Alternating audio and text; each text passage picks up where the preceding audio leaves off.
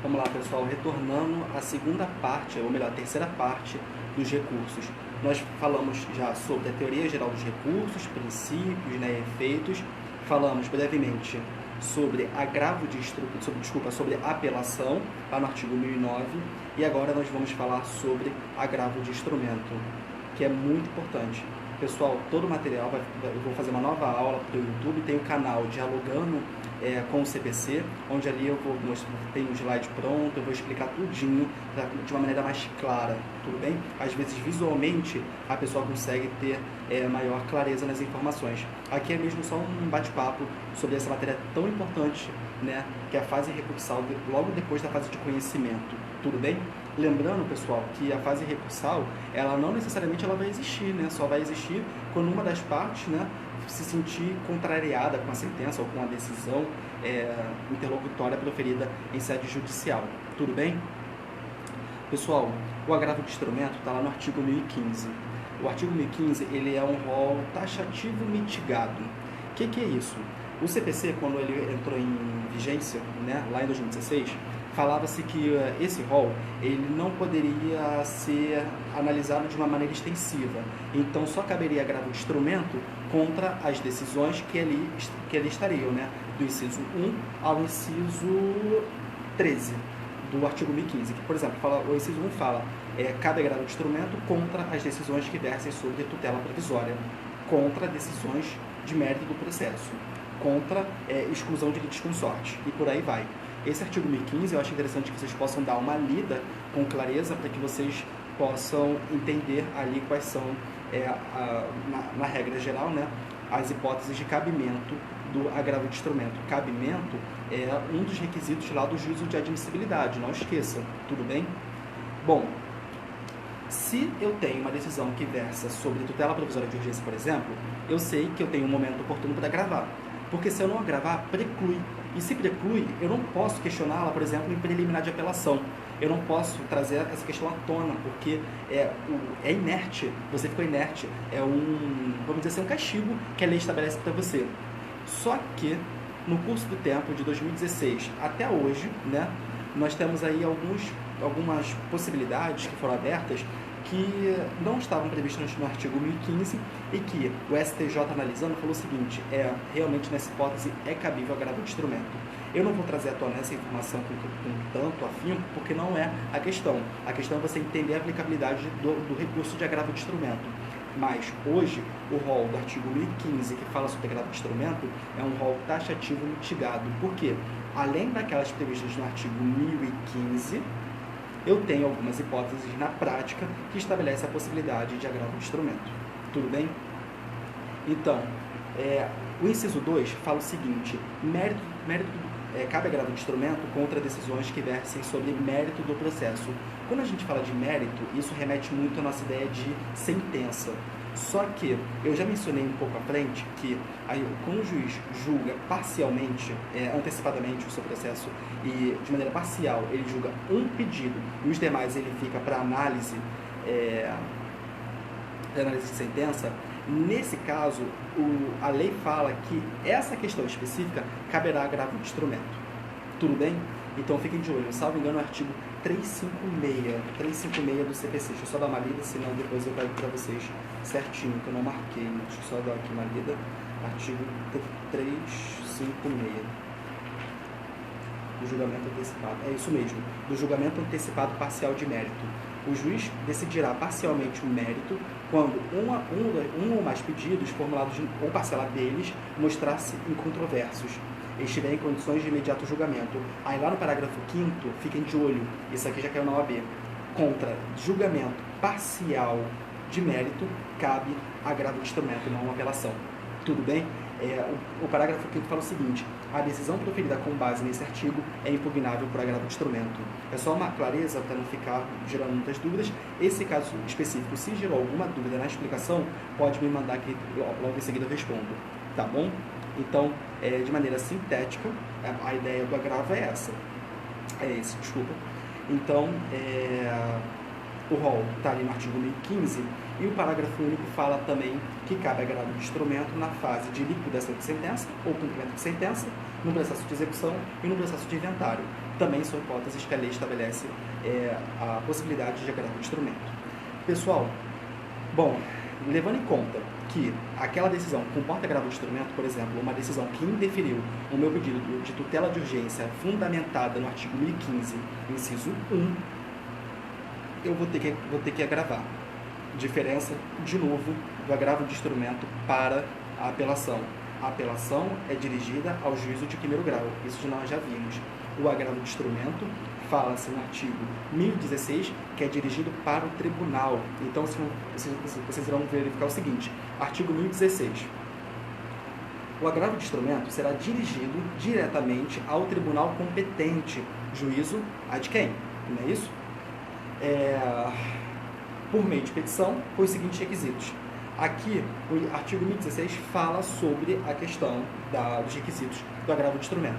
Então, quando você fala de competência legal, excelentíssimo senhor doutor, aqui no caso vai ser excelentíssimo senhor doutor, desembargador, juiz de direito, ou excelentíssimo senhor doutor, presidente do Egrégio Tribunal de Justiça do Rio de Janeiro, certo? É lá. Ele que vai receber, não é o juízo de primeiro grau. Artigo 1016 caput. E os incisos vêm especificando a maneira que você vai interpor o recurso. Lembrando do seguinte, nós temos as razões recursais e a folha de rosto também, né? Então nós vamos lá, competência do processo, logo em seguida nós vamos falar aqui Maria da Silva, né? E resignada com a decisão interlocutória de folhas 25, que indeferiu seu pedido liminar, com fundamento no artigo 1015, inciso 1, vem interpor seu recurso de agravo de instrumento. Vocês vão informar daquele mesmo molde que eu comentei. É interessante que você fale da tempestividade, que é um dos requisitos do juízo de admissibilidade. O cabimento, você já viu que o artigo 1015 é possível o agravo de instrumento, não é mesmo? E vocês vão falar também do preparo, né? A questão da gratuidade de justiça ou recolhimento. O recolhimento aqui no Rio é egrégio, né? Então você já informa lá em cima, egrégio número tal. Tá bom? Aí na segunda folha, termos em que pede deferimento, né? Não esqueça, data, nome do advogado. Logo embaixo vem aqui, das razões recursais. Bom, aqui é importante dizer que acho que eu mexi na câmera. Me dá um ok, por favor, pessoal, desculpa, acho que eu mexi na câmera, tá certinho? O artigo 1016, inciso 1, ele fala... Tá ok. O artigo 1016, inciso 1, fala que nas razões você deve colocar o nome das partes, agravante e agravado. Pessoal, aqui a nomenclatura altera de novo. Agravante é quem agrava. Agravado é aquele que foi boa a decisão interlocutória. Então, no caso, é a Maria da Silva versus a Unimed, no nosso exemplo. Tudo bem? Exposição do fato do direito, a mesma coisa. Narra a autora, tal, porém, aí você faz toda uma síntese fática, depois informa que o juízo de primeiro grau julgou, indeferiu seu pedido liminar, né? E você verifica ali os pressupostos de probabilidade do direito e risco de dano. Dessa forma, é incabível a manutenção dessa decisão interlocutória e você vem buscar a reforma dessa. Então, você tem aqui o inciso 2 da exposição fática e do direito. O inciso 3, as razões do pedido de reforma ou de validação da decisão e o próprio pedido, é a questão da manifestação da lei a seu favor. Você vai dizer assim o seguinte: por que deve-se reformar a sentença, porque foi mal analisada, ou porque, a decisão interlocutória, ou porque você vai invalidar, porque houve ali um vício formal daquela decisão. Tudo bem? Pessoal, aqui o inciso 4, ele é muito importante, porque fala assim, o nome e o endereço completo dos advogados constantes do processo. Esse artigo aqui, ele não se aplica à apelação, mas ele se aplica ao agravo de instrumento. Lembrando do seguinte, às vezes eu faço o pedido de tutela antecipada. Então, o juiz indefere o meu pedido, eu vou recorrer. Só que não houve a formação tríplice do processo. Juiz, autor e réu. Juiz, agravante e agravado. Então, nesse caso, você não precisa informar o nome dos advogados da parte contrária, do agravado. Porém, compete a você informar que, considerando que não houve a citação prévia da parte, fica impossibilitado. Por quê? Isso pode ocorrer a causa de inadmissibilidade do seu recurso. Então, é importante que vocês tenham essa noção básica do artigo 1016, inciso 4 do CPC, tá bom? Pessoal, o artigo 1017, ele fala aqui da formação do instrumento. O agravo do instrumento será instruído. Aí o inciso 1 fala de documentos obrigatórios, e o inciso 2 da declaração de inexistência de qualquer dos documentos do inciso 1, a responsabilidade é pessoal do advogado, e o inciso 3 fala dos documentos facultativos. Então, fiquem de olho, marquem esse artigo que tiver com código. O agravo ele tem que ser formado, para ser chamado agravo de instrumento. Esse agravo ele só é formado se você realizar algumas juntadas de documentos. Esses documentos, eles estão previstos no artigo 1017, inciso 1. Obrigatoriamente, o agravo tem que ter cópia da petição inicial, da contestação, da petição que ensejou a decisão agravada, né? Intimação ou outro documento que comprove a tempestividade e as procurações outorgadas aos advogados, do agravante ou agravado. Eu estou falando rápido, claro, porque isso está descrito na lei, então compete depois o pessoal que estiver assistindo dar uma lida. Os documentos facultativos são outras peças pertinentes à peculiaridade do caso que não estão consubstanciados no artigo 1017.1. Considerando que o inciso 1 é obrigatório, se não existem alguns desses documentos, compete ao advogado informar, olha, inexiste documento XY, por exemplo, é a procuração do agravado, no exemplo que eu dei, porque ele não foi ainda intimado daquela decisão que indeferiu no pedido liminar. Certo? Cuidado, isso aqui é tão importante porque pode causar a inadmissibilidade do recurso. Lembrando que eu preciso mencionar isso antes que eu esqueça. Esse artigo ele é totalmente aplicado aos processos que hoje correm ainda de maneira física. Por que no processo eletrônico não corre? Não se aplica. Porque no processo eletrônico, o juiz ele tem todo o acesso ao processo. Então, não precisa você realizar essa juntada novamente. Quando você agravar, o juiz vai analisar a petição inicial, a contestação, ou então o seu requerimento que foi deferido e por aí vai. Tudo bem? O artigo 1017, parágrafo 5º, ele esclarece, ele elucida essa questão. Ele diz o seguinte: sendo eletrônicos os autos do processo, dispensadas as peças referidas no inciso 1 e 2 do caput, facultando ao agravante anexar outros documentos que entender úteis para a compreensão da controvérsia. Sendo eletrônicos os autos, dispensam-se as peças referidas no inciso 1 e 2. Então, vocês percebem aqui a não obrigatoriedade de realizar como os autos for eletrônico. Agora, como os autos for físico, é obrigatório. E uma vez que você agravou a decisão, você vai fazer uma petição intercorrente simples para informar ao juízo de primeiro grau aquela decisão. Então, você vai dizer o seguinte: no artigo 1018 fala: o agravante poderá requerer a juntada aos autos do processo de cópia da petição, do agravo de instrumento, do comprovante de sua interposição e da relação de documentos que instruem. Se for processo físico, junta no processo. Se for eletrônico, você vai fazer uma petição intercorrente e vai juntar ali a cópia do agravo e a cópia da interposição, para o juízo, ao receber a notícia que você agravou daquela decisão, possibilitar a este o juízo de retratação. O juízo de retratação nada mais é do que uma reconsideração daquela decisão que foi indeferida. Ele vai falar o seguinte: olha, realmente eu indeferi, porém, analisando novamente o processo, verifico que vou reformar essa decisão interlocutória para que seja deferida a tutela de urgência. Se o juízo de retratação, o seu agravo de instrumento perde esse objeto. Então, mesmo que você tenha agravado lá, nesse caso, o juízo de quem ele irá desconsiderar o seu agravo. Tudo bem? Pessoal, ao agravar, você tem que realizar o preparo, né? O juízo de admissibilidade está lá previsto no artigo 1017, parágrafo 1º. Lembrando que a exceção só se dá a questão da gratuidade de justiça, perfeito? Uma vez que você agrava, você vai analisar qual é o motivo, né? Se há um erro improcedendo ou um erro injudicando, e você vai fazer os seus pedidos. Tudo bem? Beleza? Ótimo. Então, o artigo 1018, ele fala o seguinte, sobre a questão da juntada dos documentos no agravo. O parágrafo 1º fala a questão da reforma da decisão. Se o juiz comunicar que reformou inteiramente a decisão, o relator considerará prejudicado o agravo, não será reconhecido por falta de interesse processual, que é uma das condições do juízo de admissibilidade, certo? Não sendo os autos eletrônicos, parágrafo 2º, foquem nisso. O agravante, a pessoa que está gravando, tomará a providência prevista no caput, né, que é informar ao juízo o agravamento, né, o agravo daquela decisão no prazo de 3 dias. Você precisa informar. Se os autos não for eletrônico, se for físico, você é obrigado a informar no prazo de 3 dias. Se você não informar, o seu recurso é inadmitido. Isso está previsto lá no artigo 1018, parágrafo 3º. Pessoal, a gente está quase fechando o agravo de instrumento. Nós vamos agora falar sobre o que pode acontecer ao juízo de segundo grau, ao juízo ad quem recebeu o recurso, e falar o seguinte: o que ele pode fazer? Ele pode atribuir efeito suspensivo. Esse inciso é muito importante porque nós temos aqui o efeito suspensivo como a possibilidade de você suspender a eficácia daquela decisão interlocutória. Lembrando que na sentença, como se recorte na sentença, a apelação ela já atribui efeito suspensivo, a exceção está no artigo 1012, parágrafo 1º.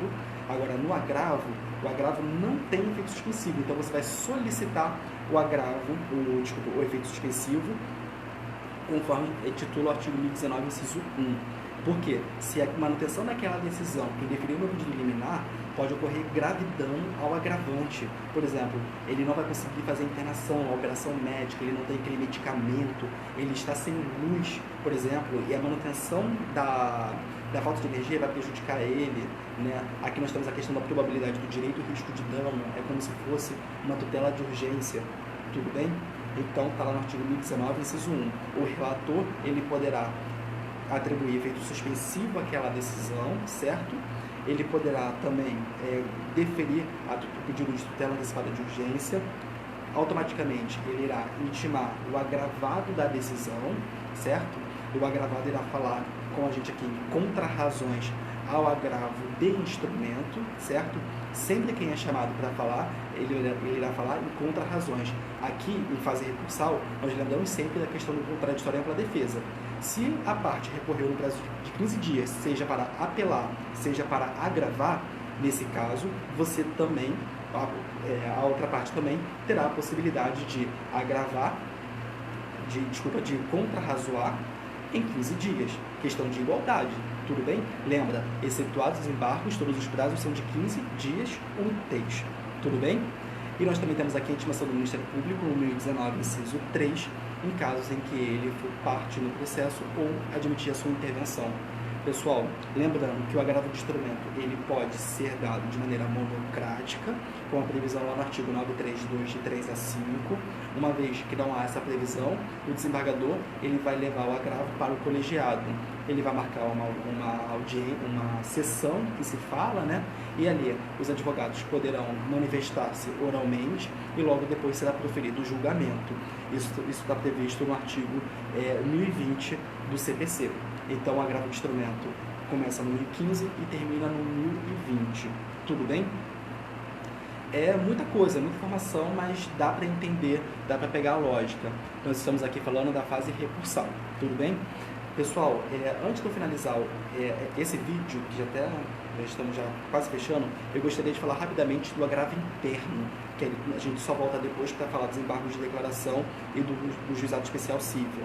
O agravo interno ele está previsto lá no artigo 1021 do CPC, que diz o seguinte: contra a decisão proferida pelo relator, caberá agravo interno para o respectivo órgão colegiado, observadas quanto ao processamento as regras do regimento interno do tribunal. Então, nesse caso, quando há uma decisão monocrática, é cabível agravo interno. É a única possibilidade. O agravo interno é a mesma estrutura de uma petição inicial. Tudo bem? O parágrafo 1º fala o seguinte: na petição de agravo interno, o recorrente impugnará especificamente os fundamentos da decisão recorrida. Qual o motivo? O porquê? Então, você deverá delimitar também que naquela decisão dada monocraticamente, aquela parte que você vai recorrer é a parte X. Então, aqui você deve especificar o motivo pelo qual você está agravando internamente para que esse seu pedido seja levado ao colegiado. O colegiado normalmente é regido ali por 3 desembargadores, né, juízes de segundo grau. Nós também temos aqui O agravado, o parágrafo 2º fala: o agravo será dirigido ao relator, que intimará o agravado, né, para se manifestar sobre o recurso no prazo de 15 dias. Então, nós temos aqui as contrarrazões ao agravo interno. Tudo bem? É vedada a reprodução de fundamentos da decisão. E quando o agravo for declarado manifestamente inadmissível ou improcedente em votação unânime, ou algum colegiado poderá condenar o agravante, que agravou, né, naquela decisão, em uma multa que fique fixada de 1 a 5%. Tudo bem? Então, basicamente, o agravo interno é a mais literalidade da norma. Você deve focar, de fato, em apelação, agravo de instrumento, não esquecendo do agravo interno. Pessoal, eu vou finalizar esse vídeo, mais 2 a 3 minutinhos vamos voltar para falar sobre embargos de declaração e recursos rapidamente aplicados ao JEC. Tudo bem? Obrigado, tá bom? Até já.